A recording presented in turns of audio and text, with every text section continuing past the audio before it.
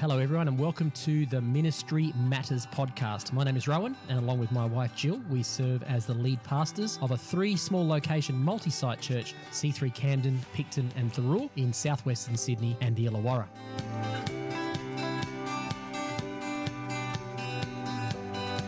On this podcast, Jill and I discuss all matters ministry and share some of the things we've learned and are still learning along the way in our 30 plus years of pastoral ministry experience.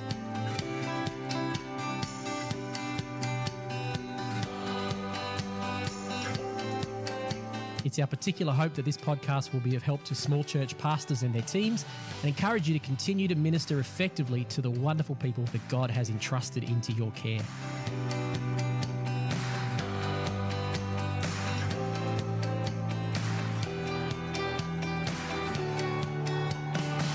The views that we express on this podcast are our own and not necessarily those of the church or denomination that we're a part of. We'd love to hear from you if you have any feedback, any comments or suggestions on any topics you'd like us to discuss in future episodes.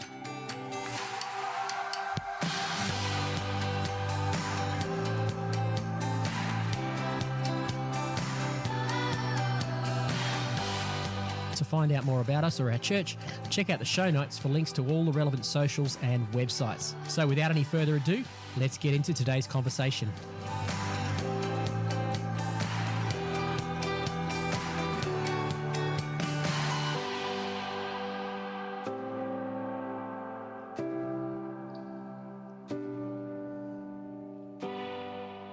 Well, hello, we're back again for another episode of the Ministry Matters podcast.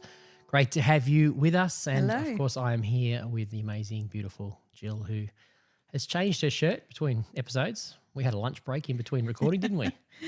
We did have a lunch break and it's a beautiful day here. And Beautiful day. We had the door open. I had to spray some blowflies. You did, yep, keeping it real. Keeping it real. Warmed up a bit, so I've now got a T-shirt on and want to be comfortable. And yeah, we want to be comfortable. We're sitting on the lounge, so we didn't mention that last time. We bulk recorded a whole lot for those who are watching on YouTube. We bulk recorded a whole lot of our first 7 episodes over on the lounge behind, on the dining table behind us. So we decided we'd go a bit more casual and try out our lounge this time around, which is a bit not casual when you've got big microphones in front of you and stuff and headphones on. But I'm going to be honest. I feel like it's really hard to have a good angle. yes, On angles aren't great, are they? on sitting at a lounge. Yep. Even sitting at the table, it was like, oh no, what is it about camera angles?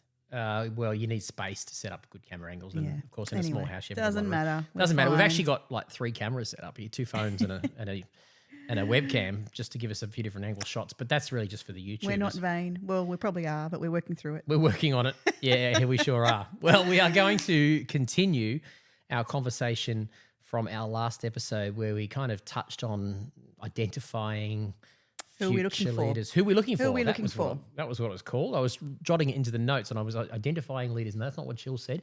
Who are we looking for? And so we sort of spoke generally about that in the last episode. So if you haven't heard the last one, you might want to go back and listen to that, because this will build on the back of the previous episode. Who are we looking for? What kind of things are we looking for when we are Characteristics. when we're wanting to raise a leader, add someone to a team? Yep. What else? Yeah, all those things. Yeah, build people in. I mean, we're thinking about building.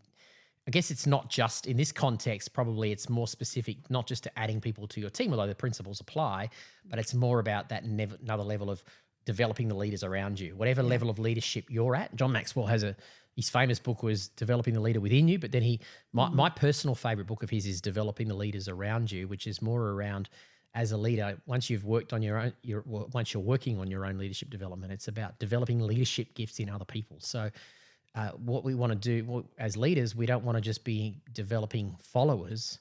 We want to try to develop leaders who will lead people who will lead leaders and so on, to keep the pattern going. I mean, Paul says to Timothy, I think it is, what you've received from me, entrust into the hands of others who will develop others.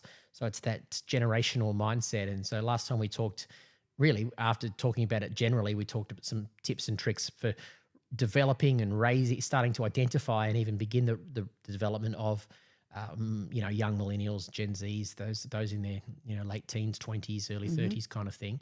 So for this episode, we're going to carry on, but we might flip to the other end of the spectrum a little bit and talk about our culture and the culture in the West. And one of the things you've identified and chatted with us quite a lot about lately is the value in the older generation. Yeah, that's right. Those that are, in their 60s and 70s and even 80s. Yeah. Yeah, it's probably something I've picked up a bit with being intentionally more curious and aware of other cultures and other more, and trying to have more diversity, more understand more outside my own bubble, outside my own worldview. And I've been doing that, ongoing for a little while now. And I've read lots of books, lots of biographies, and lots of books on history, and lots of books on global issues and current issues, and etc. And just people with lived experience as well. And I think one of the things I notice that's different about the West is we do value beautiful, young, talented, kind of having it together kind of thing. I think that's even probably infiltrated the church largely. You see a lot of the promotional stuff in church life has always been, you have young, beautiful people up there. But while we want to stay young and fresh, we talked about in the last episode, that's probably at times gone a bit too far, hasn't it? And it's made others, the less beautiful of us, think, well, we can, not you, of course, you're amazingly beautiful. I mean, you fit in any brochure, but me, really. It makes us think, well, where's there a place for us? If it's only just the young, vibrant people on stage or whatever it might be, there has to be a place. There has to be some value in those that have got a few more years under their belt. I think sometimes it's a bit plastic, to be honest, and I think we're a little bit weird. A lot of people are becoming quite weary of it. That's my sense. Mm-hmm. And there is actually even you look at the fashion stuff that would be the case, wouldn't it? Yeah, and even if you look at the bookshops and look at what's sort of trending at the library or in the bookstores, or it's interesting. We're starting to I think there's more openness, more interest in how they're thinking outside the norm in this. And I think we only have to look. We have to look at. Don't have to look very far in the Bible for this. You see in the life of Jesus and the way he worked with people, the way he worked with team, the way he called people to be his disciples, his followers, his disciples, and then he made then been called the 12, and how he related to them, and they were extremely diverse people. There was young people, there was older people, there was wealthy people, there was people who were people of reputation at the time. There were different people from different ethnicities and all sorts of different socioeconomic backgrounds, and educated, uneducated. I love that. I just love that about being a Christian. I think anyone, when we say who are we looking for, all of the above. Yes. Anyone. God is into diversity. Anyone, and I look back at my own life and think, well, I would not have thought that I would be able to be someone who was a person in ministry. I didn't think I had what it takes. I'm an introvert. I'm a female. I come from a country town. I'm not highly educated. I could go off and list all the things that discount me. And for many years I did. And I thought, well, I don't have this, I don't have that, I don't play the piano, I don't sing, I'm not a teacher, I'm not, this is the things I thought that you had to have in the church. I'm not a cleric, that was the thing at the time. Yep, very much so. And, there's all of these things where we can easily go, oh, well, I don't have that. Or if we're looking at others, we can think, well, they don't have whatever it is that we think you have to have. But I've realised that if you have a heart and if you're hungry, if you're curious, if you're humble and open and want to learn, God will use anyone. Well, that sounds like 1 Corinthians 2. Paul says God has chosen the foolish things of this world to shame the wise. He says, the foolishness of God is wiser than the wisdom of men. And I think that's one of the things God delights in. And as leaders, it's incumbent upon us to look beyond the surface. So we said in the last episode, God said to Samuel, don't look at the outward appearance, look beneath the surface. I don't see things the way you do, God said to him. And I think as leaders, it's incumbent on us seeing raw talent, seeing a rawness. It might not look polished, You know, but there's a diamond in the rough in That's all of right. us Well, there. what's his name? The dad had all the sons lined up. Yeah, Jesse had all. Jesse Yeah, had all his sons lined up, and it's like, you know, Samuel was like, well, no, it's none of these. none of these, and they're like, oh, what? You know, is there another one? Oh, what you mean, David down You there mean by the the one sheep? out there by the sheep? He hasn't got much going for him, That's right. and you know, God doesn't just look at outside exterior. No. He doesn't choose exactly what that scripture you just said. He chooses. The You know, foolish. I love that about the nativity story. Mary and Joseph couldn't get more like people next door, kind of average people, Averageville, Averageville people from Nazareth. There was nothing special about them. I got to tell you a joke. I saw on a meme yesterday. Yep. So Mary had baby Jesus, yeah? Mm. And Jesus is the Lamb of God. Mm. So you could say Mary had a little lamb. Nice. Nice. Is that an okay It's dad not joke? your worst. Not my worst. Saw it come up on a meme. Yeah, you're still in that post Father's Day I'm still dad past joke. Father's Day dad joke, and it's well into October now. Yeah. Anyway, And and then went with that story, I was just thinking as well about the fact that look who's involved. Look who comes to the manger. We've got the wise people from the, you know, yep. men from the east who are like Come on. wealthy royalty kings. They're like the top. Maybe not kings, but Well, wealthy people, influential wealthy, people. influential people, people of means, people Yep. who you would not have expected to pop in and visit a little That's correct. lowly. you can Little lamb. You can debunk me if I'm saying things. Yeah, that's here. all right. I'll just Manger, so far is so good, manger except for the right? king's Is deal. manger right? Sometimes we get things wrong on the nativity story. That's all right. We get lots of things Well, wrong on the we know nativity story, Jesus but that's a different podcast, folks. That's the Bible Wait What podcast. That's not this one. We'll overlook some heresy for the We point can of overlook some making heresy. a point. And you know, and then there's the shepherds. You know, they have this angelic visitation, and there they are, just out They're there with their ordinary. sheep, They're ordinary people. Yeah. And an angel decides to, you know, that God decides to send angels. I This love the visitation. fact that God, it inspires me. And, you know, for a long time, I wrestle with, I'm like you, I mean, maybe in different ways, but, you know, I wrestle with, I haven't got what it takes, I'm not enough. And maybe it's just partly getting old, but maybe it's partly the revelation of God where I go, hey, I don't need to be some super person. I just need to be available and willing to be used by God. And I'm not looking for limelight and praise and accolades. In fact, the longer I've gone on in ministry, the more I've realised that's probably more headaches than it's worth. You know, if God wants you to have limelight and accolades, well, He'll have to grace you for it. But really, I'm just much more comfortable. And I would encourage our listeners, you know, wherever you are, just be you, and know that if you do what God has called you to do, don't compare yourself with others. Don't make sure you stay in your lane. Stay faithful to what God's called you to do. See in others that, hey, they don't have to be in your lane. They can be in their lane. Your job as a leader is to find them, equip them, release them into their lane, and be okay with that. We don't have to. We've measured success not necessarily the right way. Success is being faithful with whatever you're entrusted with. You know, I often say that, you know, the parable of the talents, the dude with 1 talent, if he had just got 2 talents, the Lord would have said, well done, good and faithful servant. The issue wasn't that he just wasn't faithful with what he had. So some people are 10, some are 5, some are 2, some are 1 or whatever, but that's okay. Be comfortable being a 1 talent person and go, I'm just gonna steward what I've got. And that applies to all areas of life for ourselves and then those that we're trying to identify. What did you say? What do we call this podcast episode? Who Who are we looking Who for? are we looking for? We're looking for ordinary people who are prepared to have a crack and just give it a go. I've said that Margaret Mead quote a few times lately during our services over the mission month season we've just had. We've talked about local mission and global mission and community and all those sort of things.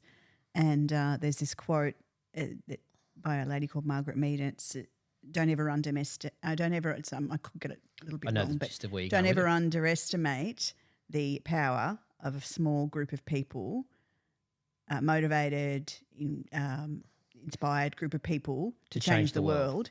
Indeed, it's the only thing that ever has. Yes. You know that, and that's why I'm happy for us to be grassroots. I'd rather us be grassroots. I'd rather us be nimble, be able to be in.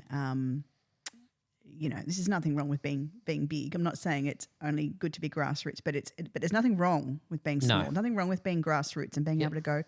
You know what? Like I did this at the Picton church recently. Do you know what? Let's just get a group of people together and, go up to the local school and do a working bee on the Saturday. Like, they're grassroots enough that you can get in and change. It might not be the big thing on the front page of the paper, and there will be some people who are used to do things that will be on the front page of the paper. That's wonderful, but that's not the only measure of success. I think that's the key.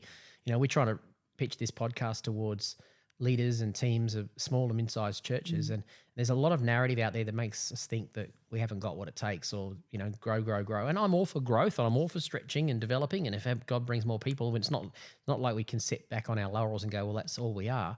But we have to be true to who we are, and go, if this is where we're at, this is okay. Jonathan Kelly famously says, healthy things grow to their healthy optimum size. And some people have got a gift in them. I don't think I've got a gift to have a single church of 1,000 people, even if I wanted to.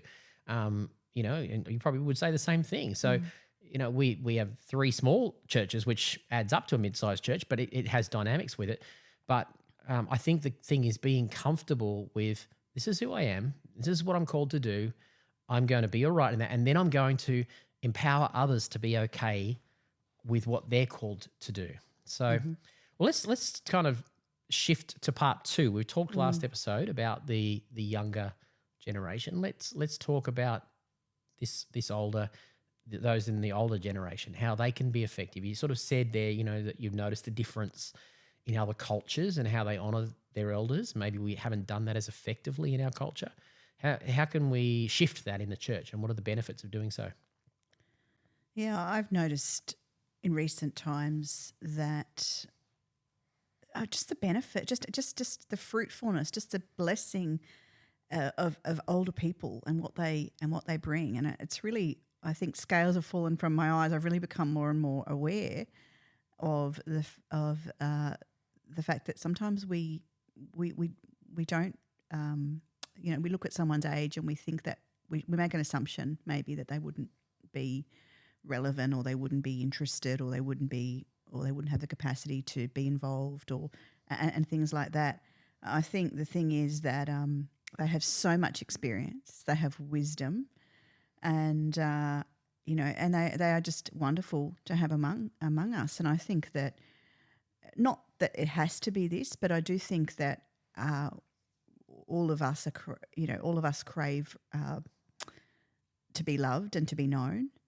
And many people really would benefit and be blessed by people to be fatherly and motherly towards them, if that hasn't been their own experience. Not it doesn't have to be in an intense way of calling them mother and father. I'm not talking about care that, and just that. Yeah, wizened care. Exactly. I know that in my own life. I lost my mum when I was only young. I was only 33, and I'm really grateful. I haven't had one woman who's been like a spiritual mum mentor type thing, but I've had a lot of different women over the years who I've really appreciated being able to get motherly wisdom from, some love, some TLC, some encouragement. I've needed encouragement in my own, in ministry areas, but also in really practical things such as, just everyday stuff. And they bring wisdom and experience. They've walked the walk. They know some things. And I heard Nikki Gumbel speaking about this the other day in an interview with Pastor Phil Pringle. Oh, brilliant! If you haven't listened to that episode on Pastor great. Phil's podcast on the C3 Global website, C3 Global podcast, C3 Church Global podcast, that's how you'll find it. It's superb. Yeah, and I think he was saying something around the idea of church planters, or people who we might be looking for to, run start a new location, locations and things, and that we might have in mind, it's got to be someone young and energetic and vibrant and etc. But he was saying, some of our older people are our best asset, and we might think, well, they want to retire, they want to slow down, they wouldn't want to do that. But he said some do. Some that's do. Totally fine, that's but not right. all do. But some actually want to be active. And, he was saying that sometimes people come to the end of their career, and they, their retirement is really just the end, and this would be certainly the case in other cultures, the end of their money making, but that doesn't mean it's the end of a fruitful life. And I think there's quite a few older people around that we've known that have become quite frustrated in their retirement years because they think they've been put out to pasture, and they think that they've become irrelevant, and they feel like quite frustrated in that. And wonderful to have their input, their and to have them active in the life of our churches. Agreed. Yeah. So giving them so how do we do that? How do we find out who among our retirees in our church might be just happy to have space? I mean, we've got some wonderful active seniors in our church who are involved in church life, but they also still like to travel and do the grey nomad thing and all that kind of stuff. For those that, I don't know if you have it in New Zealand and other parts of the world, but grey nomads love to travel with a caravan around Australia, and give them space to do that. But also too, that doesn't mean that they don't want to be involved. And even when they're away, they're praying and supporting. So how do we? I guess I'm just thinking this through. Is the first conversation is just to probably not that different to what we said about the younger ones. It's just have an initial conversation and say, what are you passionate about, and is there a way we can, make you feel useful? Yeah, and like we talked about with the younger generation, it's intentionality around inviting them to the table and asking them for their perspectives. Sometimes they've got a whole lot of things they'd love to say, but they think, I'm not going to say anything because no one's asked me. And when we ask them, they love to have the opportunity to share their thoughts, their feedback. And I think it's invaluable. I wonder if it's a generational thing. We all, especially those of us that are in the Gen Xs, which is probably the majority of church leaders today are in the Gen X category. It's just there are definitely younger ones, and there's the odd one that's probably, I don't think there's too many boomers still in church leadership, but there's a few around. But most of us will be Gen Xs. I wonder if it's a human nature thing, not just our generational thing, to intuitively only view the perspective that we've grown up with. So we devalue younger people and we devalue older people.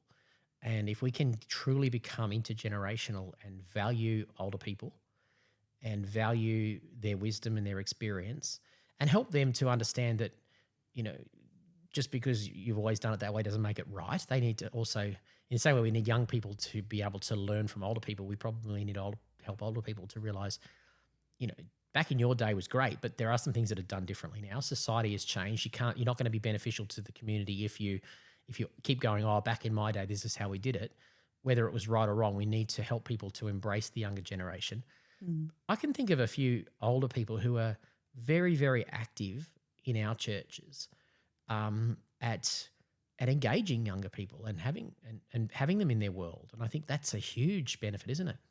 Yeah, and that was actually one of the things I was thinking of is, I think it's important to, if we're going to have them, if we're going to hear from them, if we're going to invite them in to let them know that we do encourage we are encouraging the younger generations, and we always need to, because we were all, we need to keep encouraging the younger generations because they're the ones who are, ultimately will have more time to carry it on. Well, that's how we carry on the message of the gospel from generation to generation. So we need to we can't let it stop with us. So we have to be intentional about that.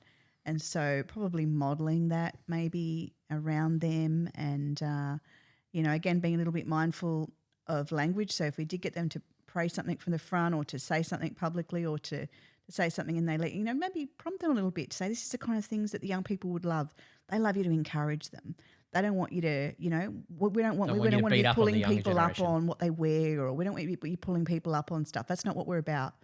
Because that, we've seen that, haven't we? Yes. And so it's a little bit going, we think you've got so much to contribute, and we want the generation. I remember, I'm thinking of a situation where it was an older person that made a comment about to you about one of the young people and what they were wearing, and it was so minor, and probably was a big deal in that person's generational day. It was just the print on their shirt or something, wasn't it? Yeah, just a T-shirt, a band on a T-shirt. Yeah, exactly.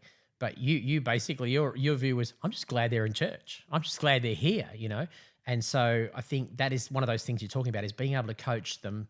You got wisdom, but also stay humble as well, because what worked in your generation doesn't work. And I think for me, I need to be thinking about that. I feel like I'm out of touch with the Gen Zs, and I've got Gen Z kids, and I still feel like I'm out of touch. So pulling them up on their appearance, our younger ones, we will not be having that. So I said to this guy very, pleasantly, but I just said, you know what, I'm just grateful to have young people here. I'm not going to be talking to them about what's on their T-shirt, you know.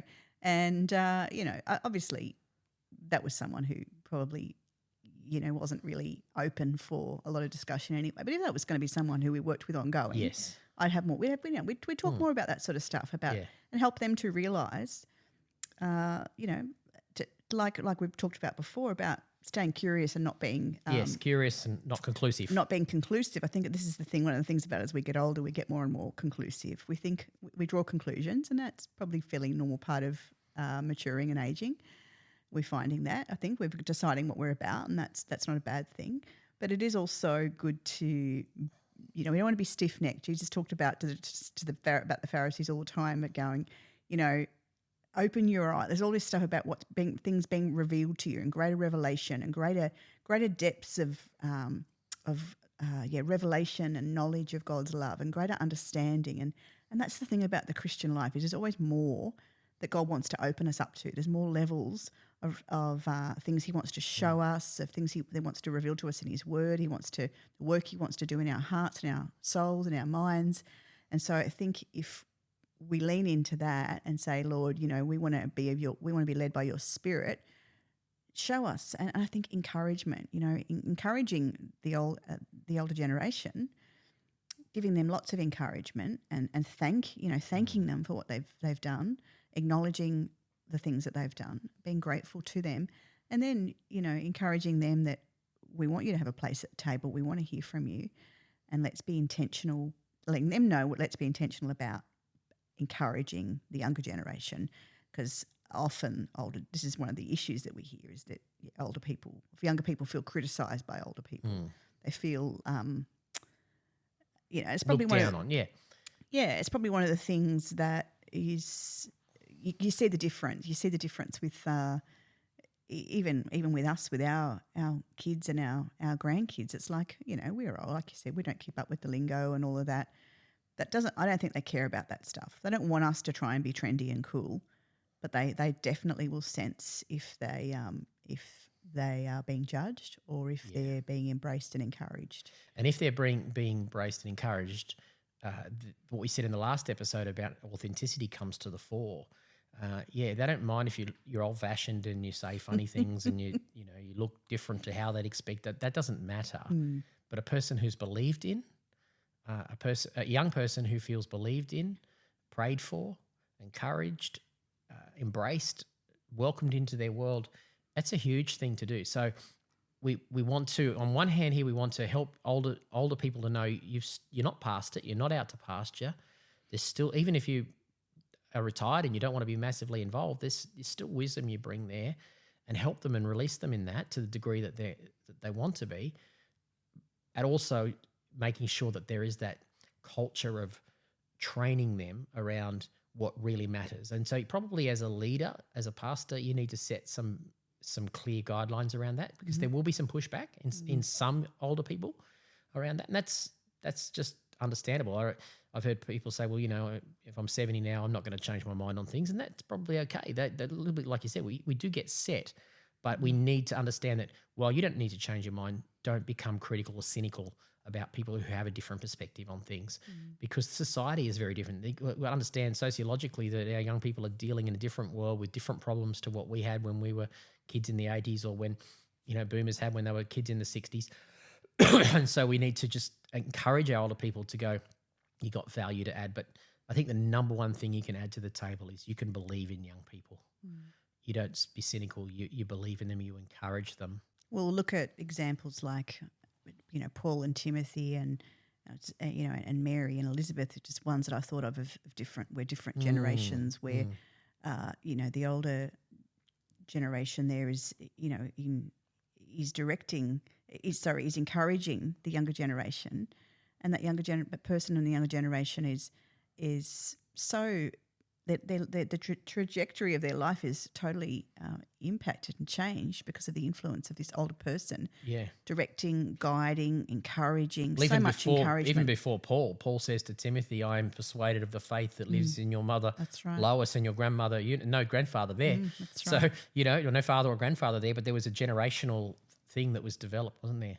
Yeah, and young Mary, who needed some, was alone and walking out this walk of knowing that God had done this incredible thing. She needed an Elizabeth. She needed someone to encourage her, and God sent her to Elizabeth, her older cousin, and that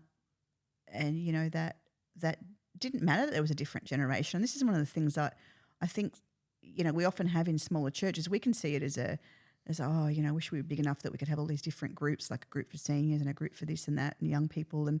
And while those things are great, it's actually, to be able to have intergenerational model there's something to be said for that. Yeah, rather than having too much. Sometimes we can be too siloed, and we can miss that opportunity. That is the downside of generational departmental style pastoral ministry, is that it becomes siloed, and that actually can perpetuate this whole thing of the oldies look down on the youngies and the youngies look down on the oldies and so on. Whereas if we can have a more of a cross-generational approach, we can see that there are strengths that we all bring to the table, that we can actually leverage off other people's strengths, and we can learn from their strengths. Yeah, well, imagine if Mary was only in a group, only her culture or her context was only that she could be in a group with people her age. That wouldn't Imagine have worked. how outcast she would be. That wouldn't have worked. No. She needed an Elizabeth. She needed someone from, she needed someone who, obviously Elizabeth was called of God for that moment as well, and it's case by case, but there's something wonderful about Sure. that. I come from a small country town I've said before, of 300 people, where, my mum's best friends, family, and best friends and people who, were like extended family, were people of all different ages, because it was such a small town. You just were friends with everyone. I didn't have any girl my age in that whole town. Once, like in primary school, I did people came in from the farms and things, but not in the actual town itself. I didn't have one single girl my age. So I was friends with people of all different ages, and I was friends with my cousins who were older, and I hung out with, and that's kind of that's how some of us. There's a beauty in that, though. There's something that you become a bigger person by expanding outside your world. Well, I guess as we sum it up, here's a couple of thoughts. If you're an older person listening to this podcast and you still feel like you've got something in you, and maybe you feel like you're not being used, or you're not being valued, rather than jump to the conclusion that they're not valuing you, or your leader or your pastor isn't valuing you, maybe start with a conversation, because it's quite possible that your pastor, your leader, is thinking, I don't want to bother them, they're retired or whatever, or maybe they're looking for some kind of higher level commitment than you're able to give, because you're going to be traveling, you're looking after your grandkids or great grandkids or whatever the case might be. But I think having that conversation and just saying, look, is there a place for me? Being open to that. Yeah, I think it's good to not assume. Not make assumptions. And same goes for us, the pastors, is when we're thinking about an older generation, don't just assume that, but let's look around and go, there's a wisdom and an experience of life that older generation can bring to the life of the church. They might not be out there setting up your chairs and doing all that kind of stuff, but there's still a tremendous value. I'm thinking about some of the people we have where I know that I can just contact them, and say, would you pray about this situation? Or would you have a chat with this, younger guy who's going through a tough time right now? And just to have someone who's got a bit of availability, maybe they're not even on the pastoral team, they're not doing it all the time, but they're available just to have a conversation. And that can be tremendously valuable, can't it? Yeah. Don't discount your age. We met a wonderful couple recently who were pastors, and the husband was telling us he was ordained when he was 60. Oh, what an amazing story that was. And I thought, I'd love to see more of that. Yeah. I'd love to see more people in that stage of their life going, I can spend the next. They were, I don't know how old they are now. Maybe. I don't know. 70s? Sure. We won't name you, but you know who you are. I mean, this particular lady sends me a Facebook message every day since we met her. She's not part of our movement, just visiting a different church. And obviously, I'd be happy to name you, but I don't want to do that without permission. But thank you. I mean, she's praying for us. She met us once on a ministry weekend. We were there, and she's praying for us every day and bringing us before the Lord. Yeah, we've talked about our friend Mari, who started a new ministry when she was 70 and ran it for 14 away years on the mission until field she at passed nearly away 84. last year. Yeah. So you're not past She inspires me. Yeah, you're not past it. So wherever you find yourself, you're at that point. And young people who are listening to this podcast, you probably already want the value in those older. You see it, but if I can encourage you to look past what you think is old fashioned, and just go and seek out. Just say, hey, could I have a coffee with you? Could I come to your place and have a cup of tea? maybe some scones and sandwiches or something, but just it would mean a lot to the older people, but also too, it would be beneficial to you to just find an older person in your world who you could learn from. It doesn't even have to be, maybe they're not been experienced in ministry, but just in life. And I think that it's that breaking down of generational barriers will happen one conversation at a time. Yeah, it's beautiful. It's the heart of God, isn't it? Yeah. Yeah. All right, let's finish there. All right, that's Jill telling us to wrap it up. So we'll talk to you on next week's episode. Thanks for being with us today. Thank you. Thanks for listening to this episode of the Ministry Matters podcast. Hey, if this podcast has been an encouragement to you or you think it could be to others, we'd be so grateful if you'd share it with your friends on the socials. So before you head back into your day, if you could take a moment to like our Facebook and Instagram pages and share them with your friends, that would be awesome. You can find us by searching @Ministry Matters Podcast, all one word. And one last thing that just helps the podcast algorithm to work for us. We'd really appreciate it if you could take a minute to rate and review our podcast. Be sure to click that follow button wherever you listen to your podcasts so every new episode will be loaded straight to your device. For those of you watching on YouTube, be sure to hit that subscribe button and ring the bell so you know when a new episode drops. All the links you need are in the show notes. So thanks so much for being with us today, and we look forward to talking to you in the next episode.